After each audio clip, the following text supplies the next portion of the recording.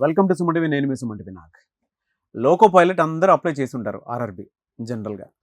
ఆ రైల్వేస్ కనుక ప్రిపేర్ అయ్యేటప్పుడు కనుక మనం చూసుకుంటే జీకేని ఎలా స్టార్ట్ చేయాలి, ఏ విధంగా ప్రిపేర్ అవ్వాలి, ఏ విధంగా ప్రిపేర్ అయితే మనకు ఆ యాక్యురసీని మనం మెయింటైన్ చేసుకోవడానికి అవకాశం ఉంటుంది, అండ్ సోర్స్ ఏది తీసుకోవాలనేది కూడా ఈరోజు మనతో పాటు శ్రీధర్ సిసి నుంచి శ్రీధర్ గారు ఉన్నారు. అది వారి మాట్లాడి తెలుసుకుందాము. నమస్కారం సార్. నమస్తే సార్, ప్రతి ఒక్క స్టూడెంట్కి జీకే అనేది అదొక సముద్రం, ఓషన్ లాంటిది. కాబట్టి ఎలా ప్రిపేర్ అవ్వాలి, ఎక్కడి నుంచి ప్రిపేర్ అవ్వాలి, ఏ సోర్స్ తీసుకోవాలనేది చాలా పెద్ద డైలమా క్వశ్చన్. అసలు దాన్ని ఏ విధంగా ప్రిపేర్ అవ్వాలి, ఒక స్ట్రక్చర్డ్గా ఏమైనా చెప్పగలుగుతారా? డెఫినెట్గా అండి. మొత్తం జనరల్ స్టడీస్ అంటారు దీన్ని. జనరల్ స్టడీస్లో 10 సబ్జెక్టులు ఉంటాయండి.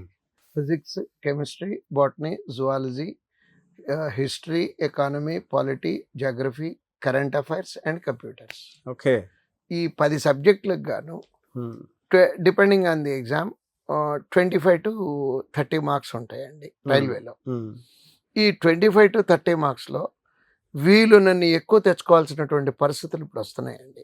ఎందుకని? ఇంతకుముందు కొంచెం తక్కువ వచ్చినా కూడా, జనరల్ స్టడీస్ తక్కువ వచ్చినా కూడా ఉద్యోగం తెచ్చుకునే అవకాశం ఉండేది. కానీ ఇప్పుడు కాంపిటీషన్ పెరిగిపోయి కట్ ఆఫ్ మార్కులు బాగా పెరుగుతున్న సందర్భంలో దీంట్లో మార్కులు రీజనబుల్గా రావాల్సిన పరిస్థితులు ఉన్నాయండి. ఆ సబ్జెక్ట్ చదువుకోవటం ఎలా చదువుకోవాలి, ఏ సోర్స్ చదువుకోవాలి, అన్నిటికన్నా అద్భుతమైనటువంటి సోర్స్ ఏంటంటే 6th క్లాస్ నుంచి 10th క్లాస్ వరకు ఉన్న ఈ సబ్జెక్ట్ పుస్తకాలండి. బేసిక్స్ అండి. ఓకే. స్కూల్ టెక్స్ట్ బుక్లు అండి, లైన్ టు లైన్. ఇది అయిపోయిన తర్వాత ఎన్సిఆర్టీ బుక్స్ అండి, స్టాండర్డ్ బుక్స్ అండి అవి. ఓకే. నెక్స్ట్ వీటిని బేస్ చేసుకొని మా బోర్డ్ కోచింగ్ సెంటర్లో ఎన్సిఆర్టీ బుక్స్ మొత్తం చదవటం కష్టం అనే ఉద్దేశంతో ఎన్సిఆర్టీ బుక్స్ని ఆబ్జెక్టివ్ కింద కన్వర్ట్ చేసి మనం మెటీరియల్ కూడా ప్రొవైడ్ చేస్తున్నామండి. మనం ఇచ్చే మెటీరియల్లో ఎన్సిఆర్టీ బుక్స్ మీద మెటీరియల్ ఉంటుంది. ఓకే. వాటిల్ని కొంచెం ఎక్స్టెన్సివ్ రిపీటెడ్గా చదువుతూ ఉండాలి. ఓకే. అంటే దానికి 10 కోచింగ్ సెంటర్ల మెటీరియల్ దగ్గర పెట్టుకొని కష్టం అండి. అది ఒకటి చదవటానికే ఈ 10 సబ్జెక్టులు చదవాలంటే 5-6 నెలలు పడుతుందండి. ప్రాక్టికల్ రీజన్స్ గుర్తుపెట్టుకోవాలి మళ్ళీ వీటన్నిటిని. ఈ 8 సబ్జెక్టులు అంటే స్టాండర్డ్ సబ్జెక్టులు ఉన్నాయి కదండి. Social, science. అంటే సోషల్ అంటేనేమో history, economy, Geography, polity. Science అంటే ఫిజిక్స్, కెమిస్ట్రీ, బాటనీ, జువాలజీ. ఇవన్నీ ఆ ఎన్సిఆర్టీ బుక్స్ నుంచి చదువుకోవాలండి. అదేవిధంగా టైం ఉండి, ఇంట్రెస్ట్ ఉండి, రూట్స్ నుంచి తీసుకొద్దాం అనుకునే వాళ్ళు స్కూల్ టెక్స్ట్ బుక్లు అండి, గవర్నమెంట్ టెక్స్ట్ బుక్లు అండి.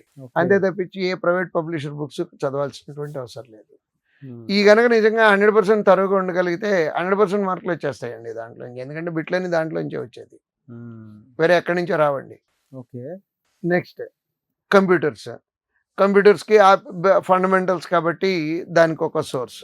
కరెంట్ అఫైర్స్ ఇది కొంచెం ఇంపార్టెన్స్ కొద్దిగా పెరిగిందండి రీసెంట్ ఎగ్జామ్స్లో. అంటే ఇప్పుడు జరుగుతున్నటువంటి గ్రూప్ డి ఎగ్జామ్లో జనరల్ స్టడీస్ మీద ఇంపార్టెన్స్ కొంచెం తగ్గించి కరెంట్ అఫైర్స్ మీద ఎక్కువ ఇచ్చిందండి. ఈ కరెంట్ అఫైర్స్ రాత్రికి రాత్రి ఏం చేయలేమండి మనం దాన్ని.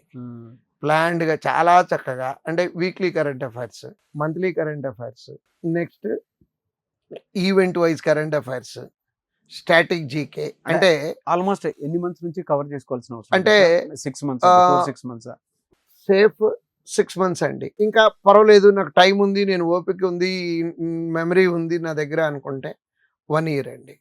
మినిమం 6 months అండి, మాక్సిమం 1 year అండి. ఒకవేళ ఎప్పుడైనా పొరపాటున వెళ్తే 3 ఏళ్ల క్రితం 4 ఏళ్ల క్రితం అడిగిన బిట్లు కూడా ఉంటున్నాయండి, 1-2. ఆ 1 బిట్ 2 బిట్ల కోసం వెనక్కి 3 ఏళ్ళు 2 ఏళ్ళు వెళ్ళి చదవటం కొంచెం కష్టం అండి. 6 months నుంచి 1 year. మీరు అలా చెప్తుంటే స్ట్రెస్ వస్తుంది సార్ నాకు. అంటే అది ఓషన్ కదా, 1 year అనగానే 1 year బ్యాక్ వెళ్ళాలి. అందుకనే దీనికి ఏం చెప్తామంటేనండి, రీజనింగ్, అర్థమెటిక్లో 100% మార్కులు తెచ్చుకొని, ఇక్కడ 100% అనలేదండి, 100% జీకేలో మార్కులు తెచ్చుకోవటం అనేది ఇంపాసిబుల్ అండి. ఒకవేళ నిజంగా మీకే ఎగ్జామ్లో 100% వచ్చినాయి అంటే అదృష్టవంతులని పిలుస్తాం కానీ తెలివితేటలు ఉన్నాయని పిలవమండి. ఎందుకనంటే అక్కడ ఎంత తెలియగలడైనా ఎన్ని చదివినా ఎక్కడో చోట మిస్ అవుతాం బిట్టు. అక్కడ మనం వేసిన రాయి తగిలి ఉంటుందండి. ఓకే. 100% మార్కులు వచ్చినాయి అంటే దాని మీనింగ్ అదే తప్పించి అదృష్టవంతుడనే పిలుస్తాము, తెలివిగలడు వాడిని తీసుకెళ్ళి క్లాస్లో నుంచోబెట్టి ఎలా వచ్చి నీ స్ట్రాటజీ ఏంటి ఇది కూడా ఎక్కడ చెప్పించని కూడా చెప్పించండి. ఓకే. రీజనింగ్లో 100% వచ్చినాయి అంటే డెఫినెట్గా వర్క్ చేసినట్టు. అక్కడ లక్ అన్నానండి నేను. క్వాంటిటీ ఆప్టిట్యూడ్లో 100% వచ్చినాయి అన్న లక్ కాదండి, ఇట్స్ ప్యూర్లీ హార్డ్ వర్క్ అండి. Hard work out of interest. But current అఫైర్స్లో వీళ్ళు నన్ను ఎక్కువ రావాలని అనుకుంటామే తప్పించి we never ever aim it 100%.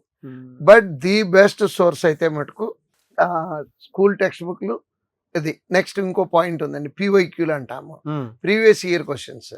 రైల్వేలో ప్రీవియస్ ఇయర్ క్వశ్చన్స్ బాగా చదువుకోవాలండి. కారణం ఏంటంటే నంబర్ ఆఫ్ స్లాట్లు ఎక్కువ జరిగేటప్పటికి, అంటే స్లాట్లు ఇన్ ద సెన్స్ ఇప్పుడు for example group D exam తీసుకున్నాం అనుకోండి, రోజుకి 4 స్లాట్లు చొప్పున 40 రోజులు జరుగుతున్నాయి అంటే 120, 130 నుంచి 200 స్లాట్ల వరకు జరుగుతున్నాయండి. ఓకే. వాటిల్లో ఇచ్చిన బిట్లన్నీ పోగేసుకొని 2 సంవత్సరాలే 3 సంవత్సరాలే చదివేస్తే సిలబస్ అంతా అయిపోద్దండి నిజం చెప్పాలంటే. దాంట్లో నుంచి బయటికి వెళ్ళే అవకాశం తక్కువ ఉంటుందండి.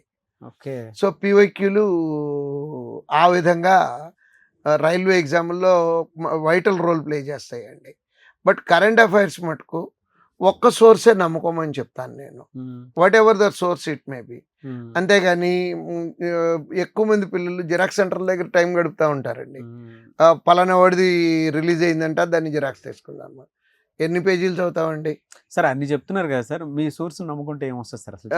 మా సోర్స్ నమ్ముకుంటే మా స్ట్రైక్ రేట్ రోజు రోజు పెరుగుతూ ఆల్మోస్ట్ ఇప్పుడు ఇవాళ ఉన్న పరిస్థితుల్లో 50% వరకు రీచ్ అవుతున్నాం.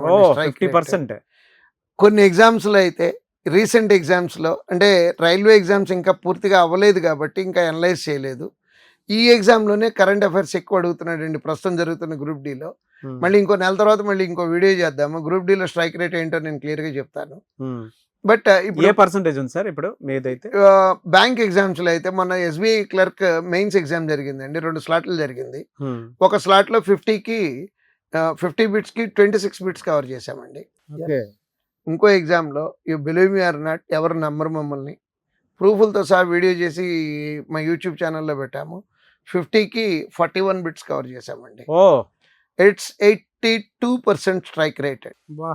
100 బిట్లు 100 మార్కులకి అడిగితే 82 మార్కులకి కవర్ చేయగలిగాము, ప్రౌడ్గా చెప్పుకుంటానండి. జీకే కోసం ఉన్నా సరే మీ ఇన్స్టిట్యూట్లో జాయిన్ అవ్వచ్చు సార్. దానికి ప్రూఫ్లు అండి, అంటే ఏ క్వశ్చన్ ఏ రోజున ఇచ్చా, అక్కడ ఏం క్వశ్చన్ అడిగాడు, మనం ఎలా అడిగాము, ఏ రోజుని చెప్పాము మేము పిల్లలకి, ప్రూఫ్లతో సహా యూట్యూబ్ ఛానల్లో పెట్టున్నాము.